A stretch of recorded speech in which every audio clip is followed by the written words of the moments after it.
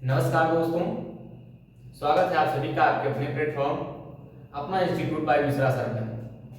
हम लोग 2026 बोर्ड परीक्षा को ध्यान में रखते हुए आज क्लास 10 के साइंस के महत्वपूर्ण टॉपिक पर चर्चा करेंगे। और यदि आपको ऐसे ही वीडियोज आपको प्रतिदिन चाहिए तो आप लोग कमेंट में जरूर बताइएगा, क्लास को लाइक एंड शेयर कर दीजिएगा।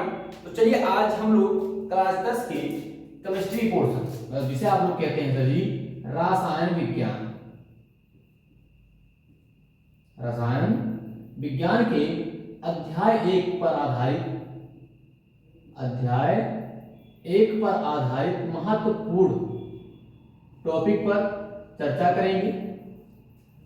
और ये टॉपिक बहुत ही शानदार होने वाली है क्योंकि इसमें हूबहू आपको प्रश्न देखने को मिलेगा। और अध्याय 1 आप लोग जानते ही हैं कि क्लास 10 हम लोग कौन सा देख रहे हैं भैया, कक्षा 10 का जो विज्ञान है उसके बारे में देखते हैं। विज्ञान में आपके 3 पोर्शन होते हैं, फिजिक्स, केमिस्ट्री, बायोलॉजी। तो मुख्य रूप से जो आपका पहला इकाई है वो है केमिस्ट्री का, और इसी टॉपिक को हम देखेंगे।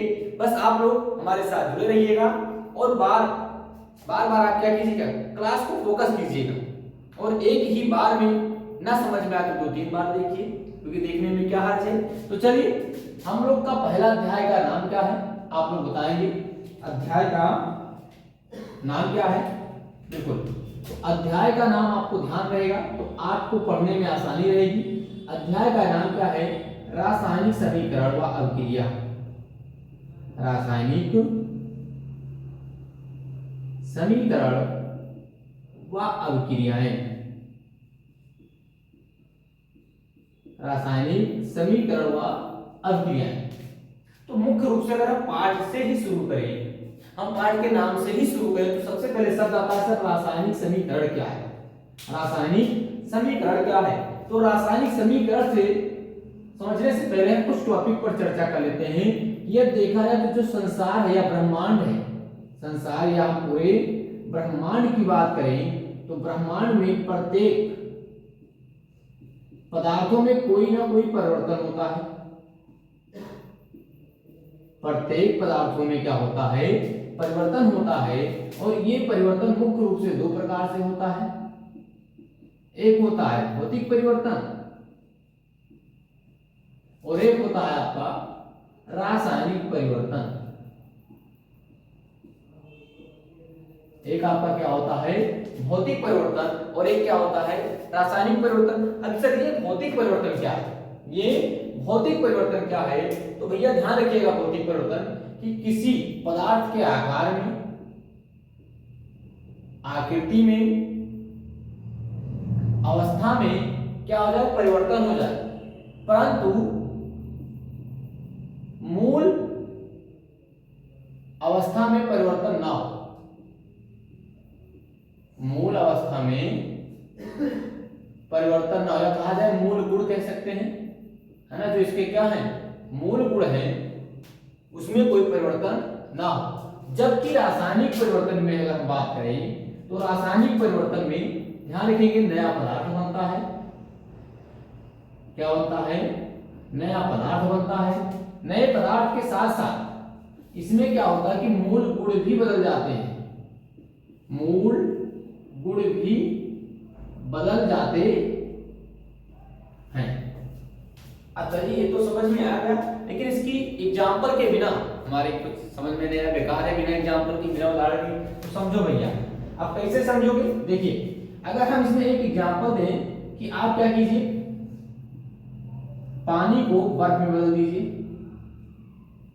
पानी को किसमें, बर्फ में बदल देंगे तो पानी बर्फ में तो बदला, देखिए इसकी आकार में भी परिवर्तन हुआ, अवस्था में भी परिवर्तन हुआ, लेकिन मूल गुण में परिवर्तन ये पानी ही है।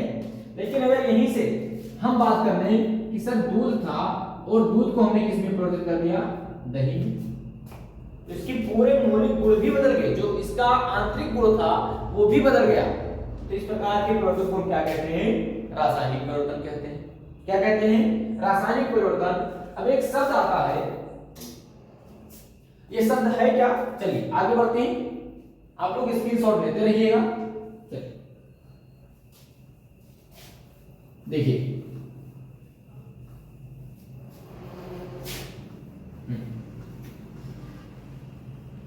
बिल्कुल आप लोग सहयोग करते रहें, क्योंकि बिना आपके सहयोग के कुछ मुमकिन नहीं है। चलिए अब इसके बाद हम क्या करते हैं सर जी, जो हमारे पाठ का नाम था रासायनिक अभिक्रिया, पाठ का नाम क्या था? रासायनिक अभिक्रिया। अब सर जी ये रासायनिक अभिक्रिया क्या है? रासायनिक अभिक्रिया क्या है तो समझिए, रासायनिक अभिक्रिया है क्या कि भैया मान लीजिए जब एक या एक से अधिक पदार्थ, एक या एक से अधिक पदार्थ,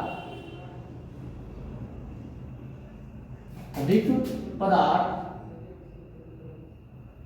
आपस में क्रिया करके, आपस में क्रिया करके नया पदार्थ बनाते हैं।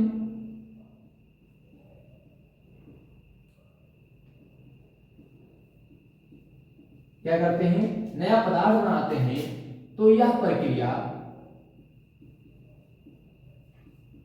तो यह प्रक्रिया रासायनिक अभिक्रिया कहलाती है।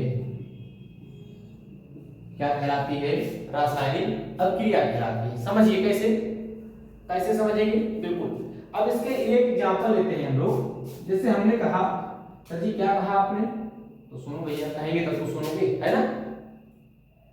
अब क्यों कहेंगे तभी तो आप लोग सुनेंगे। चलिए तो भैया हम क्या करते हैं, मान लीजिए हमने कहा कि कार्बन ऑक्सीजन की उपस्थिति में जलता है और ये बना लेता है CO2। CO2 तो इसको क्या कहेंगे हम लोग? रासायनिक अभिक्रिया कहेंगे। क्या कहेंगे हम लोग? इसको हम लोग रासायनिक अभिक्रिया कहते हैं। आया समझ में? इसको हम लोग क्या कहते हैं? रासायनिक अभिक्रिया कहते हैं। अब मोस्ट इंपोर्टेंट फैक्ट्स क्या है आपके, ये समझिए। कहा जाता है कि अभिक्रिया का निरूपण, रासायनिक